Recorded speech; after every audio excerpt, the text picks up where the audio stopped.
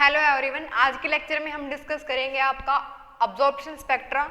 Absorption spectra के अंदर बहुत कुछ तो हम इससे पहले वाले लेक्चर में डिस्कस कर चुके हैं। ये आपका लेक्चर नंबर 2 है स्पेक्ट्रोस्कोपी का, लेकिन अब्जॉर्प्शन स्पेक्ट्रा में कुछ चीज़ें हमारी रह गई थी तो वो आज डिस्कस कर लेते हैं एब्जॉर्प्शन स्पेक्ट्रा से रिलेटेड। और इसमें आपको एक डिफरेंस भी क्लियर होगा कि जब भी हमने एमिशन स्पेक्ट्रा पढ़ा था ना, तो एमिशन स्पेक्ट्रा के अंदर क्या था, जब भी आपने स्पेक्ट्रा ऑब्जर्व किया तो जो स्क्रीन थी उसकी लाइक दिस, जो आपका बैकग्राउंड था वो आपका ब्लैक था, और ये जो मैंने बनाया है ना, ये जो रेक्टेंगल टाइप सा बनाया है, जो अब फिलहाल बनाया है, ये आपके फोटोन्स बनाए हैं, यानी कि ब्राइटनेस बनाई है मैंने। ये जो है वाइट है अंदर से, और बाकी की पूरी स्क्रीन जो है वो ब्लैक है। इतना हम है ना ऑलरेडी कर चुके हैं, ठीक है। ये था हमारा एमिशन स्पेक्ट्रा का। अब हम बात कर रहे हैं एब्जॉर्प्शन स्पेक्ट्रा में। एब्जॉर्प्शन स्पेक्ट्रा में एक्चुअली क्या होता है, जो भी आपका सैंपल है, नॉर्मली हम हाइड्रोजन, हीलियम इनकी ही बात करते हैं। और ऐसा क्यों है, क्योंकि जैसे हम हायर एटॉमिक नंबर पे जाते होते हैं, जो स्पेक्ट्रा है वो बहुत कॉम्प्लिकेटेड हो जाता है। ऐसा नहीं है कि उसका स्पेक्ट्रा हम नहीं पढ़ेंगे, उसका स्पेक्ट्रा भी हम पढ़ेंगे थोड़ा बहुत, लेकिन नॉर्मल अगर हम बात कर रहे हैं तो हाइड्रोजन एटम को ही लेते हैं, सिंपलेस्ट है ये सबसे। तो ये आपका हाइड्रोजन एटम है, ये आपकी इन्वायरमेंटल कंडीशंस हैं। इन्वायरमेंटल कंडीशंस लाइक कि जब भी, ये तो नॉर्मल सी चीज़ है, जब भी आप एटम को एक्साइट करोगे तो वहाँ का जो हायर स्टेट में जाएगा तो टेम्परेचर थोड़ा बहुत वहाँ पर इंक्रीज होगा, यानी कि हीटअप होगा आपका सिस्टम। तो उस हीटअप जब सिस्टम हो रहा है तो उसकी कूलिंग अरेंजमेंट हम करते हैं कोई ना कोई। तो अब्जॉर्प्शन स्पेक्ट्रा में ये आपने जस्ट कूलिंग दिखाई है, जैसे मैंने ये बनाया है लाइक दिस, ठीक है। अब यहाँ पर जब भी आप क्या करते हो, लाइट को डालोगे, फोटोन को डालोगे, यही आपका अब्जॉर्प्शन स्पेक्ट्रा है। यहाँ पर आपने क्या कर रखी है, स्क्रीन प्लेस कर रखी है जहाँ पर आप स्पेक्ट्रा को नोट करेंगे। देखो ये मत सोचना कि एब्जॉर्प्शन में सिर्फ क्या होता है, आपने लाइट डाली, एटम ऊपर चला गया, सिर्फ इतना ही नहीं होता है। वो तो हम अलग अलग इसलिए पढ़ रहे हैं, स्पेक्ट्रा आपको अलग अलग दिखाई देता है, तो एमिशन को अलग और एब्जॉर्प्शन को अलग अलग पढ़ना जरूरी है। लेकिन जब एब्जॉर्प्शन हो रहा होता है तो कितनी देर तक एटम एक्साइटेड स्टेट में रहेगा, नहीं रह सकता, तो वो वापस तो आएगा कभी ना कभी। लेकिन स्पेक्ट्रा हम कौन सा नाम दे रहे हैं उसको, एब्जॉर्प्शन का, क्योंकि हम क्या कर रहे हैं, जैसे ही आपने सप्लाई दी, एटम क्या करेगा, हायर स्टेट के अंदर जाएगा, तो उसी का स्पेक्ट्रा है आज हमारे पास। अब जैसे एमिशन स्पेक्ट्रा में ऐसी स्क्रीन दिखाई दे रही थी आपको, उसी तरीके से अगर हम बात कर रहे हैं एब्जॉर्प्शन स्पेक्ट्रा की, तो उसकी स्क्रीन आपको कैसे दिखाई देती है, कंप्लीट तो आपकी वाइट होगी, ठीक है, कंप्लीट स्क्रीन तो आपकी वाइट होगी। अगर आप देखोगे तो कुछ ना कुछ जो ये छोटी छोटी लाइंस जो उसमें आपको वाइट दिखाई दे रही थी, वो इसमें कैसे दिखाई देंगी, ब्लैक। तो आपका जो स्पेक्ट्रा है वो कुछ इस तरीके का होता है। ये किसके अंदर है, एब्जॉर्प्शन स्पेक्ट्रा में। अब हमें क्या करना है, इनके वाई का आंसर देना है। आंसर कौन सा, कि जो स्क्रीन है यानी जो बैकग्राउंड है वो वाइट क्यों है, और ये जो डार्क लाइन है ये क्यों आई है। डिफरेंस तो बहुत ज़्यादा है अगर हम स्पेक्ट्रा की बात करें, तो वही हमें यहाँ पर स्टडी करना है। एब्जॉर्प्शन स्पेक्ट्रा में सिर्फ यही पेंडिंग है हमारा। और वन मोर थिंग, कि जब भी हम स्केलिंग कर रहे होते हैं, स्केलिंग लाइक कि जब आप ग्राफ बना रहे होते हैं तो आप एक्स एक्सिस पे कुछ ना कुछ एक्स पे लेते हो, जैसे 2 सेंटीमीटर 4 सेंटीमीटर लाइक दिस। तो यहाँ पर हम जब भी स्केलिंग कर रहे होते हैं तो यहाँ पर हम इसको सेंटीमीटर इनवर्स के अंदर लेते हैं, ठीक है। तो ये आपका सेंटीमीटर इनवर्स में होता है, और सेंटीमीटर इनवर्स का मतलब ये है, बिकॉज हम स्टडी कर रहे हैं रेडिएशंस को, और जब भी आप फोटोन डालते हो किसी भी मीडियम के ऊपर, एटम क्या है आपका, मीडियम ही है, रेडिएशन डाल रहे हो वो फोटोन ही है, तो वहाँ पर आपकी 3 टर्म्स होती हैं। 3 टर्म्स कौन सी, फर्स्ट वन फ्रीक्वेंसी, वेवलेंथ, और थर्ड क्या होती है आपकी, वेव नंबर। तो कुछ टर्म्स इसके अंदर ऐसी हैं जो चेंज नहीं होती हैं, जब लाइट मीडियम में एंटर करेगी तब की बात कर रहे हैं। कुछ ऐसी होती हैं जो चेंज हो जाती हैं, तो जो चीज़ चेंज नहीं होगी वो ही हम स्केलिंग के लिए उठाएंगे। और जो वेव नंबर है आपका और जो फ्रीक्वेंसी है, ये दोनों ही चेंज नहीं होते हैं, सिर्फ और सिर्फ आपकी वेवलेंथ चेंज होती है, ठीक है। तो आपके मन में जो क्वेश्चन है मे भी हो कि सिर्फ यही, ऐसा ही क्यों होता है? तो आपको यहाँ पर ज़रूरत है आपकी डेफिनेशन को कवर अप करने की, ठीक है। अगर आपको वाई का आंसर चाहिए तो उसके लिए हम स्पेशल लेक्चर बनाएंगे, लेकिन फिलहाल इतना है हमारे पास। और वैसे भी इन शॉर्ट मैं बता देती हूँ, अगर हम डेफिनेशन पे फोकस करेंगे तो हमें क्लियर हो जाएगा कि ये ही दो जो टर्म्स हैं वो हमारी फिक्स क्यों हैं, वेवलेंथ हमारी चेंज हो जाती है, ठीक है। नॉर्मल सी चीज़ है। वेव नंबर की अगर आप बात कर रहे हैं, फिलहाल आपके दिमाग में जो वेव नंबर है वो आपका 1/λ है, ठीक है। वेव नंबर की जो डेफिनेशन होती है यहाँ पर वो होती है 1/λ वैक्यूम। तो इसीलिए भी आपका जो फ्रीक्वेंसी और वेव नंबर है वो फिक्स रहते हैं, वेवलेंथ चेंज हो जाती है।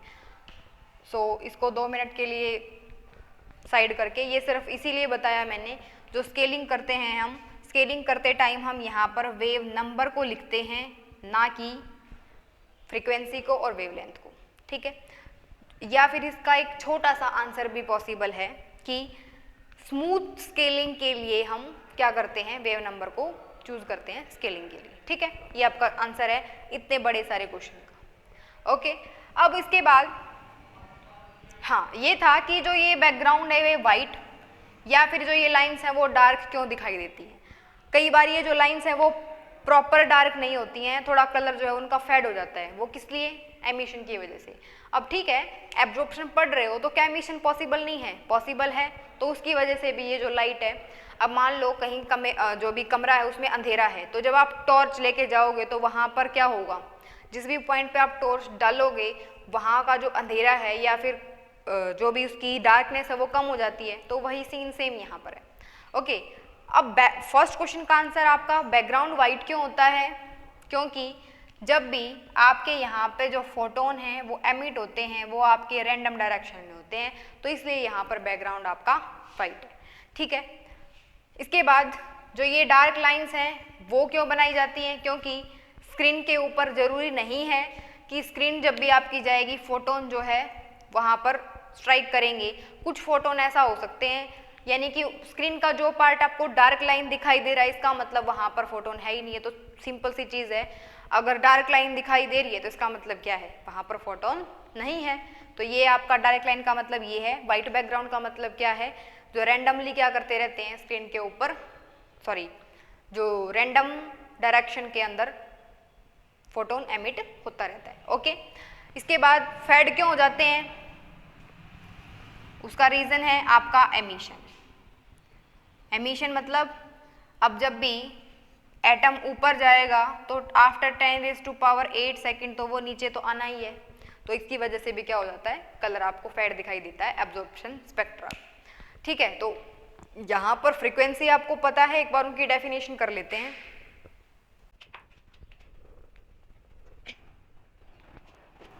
और वैसे भी फ्रीक्वेंसी का आंसर तो जो है हमारा नॉर्मली होता है, जब भी आप किसी भी मीडियम के अंदर कोई भी लाइट ले रहे हो, डालोगे तो उसका कलर तो सेम ही रहेगा, चाहे वो बाहर है चाहे वो मीडियम के अंदर है, ठीक है, कलर तो आपका सेम ही रहता है।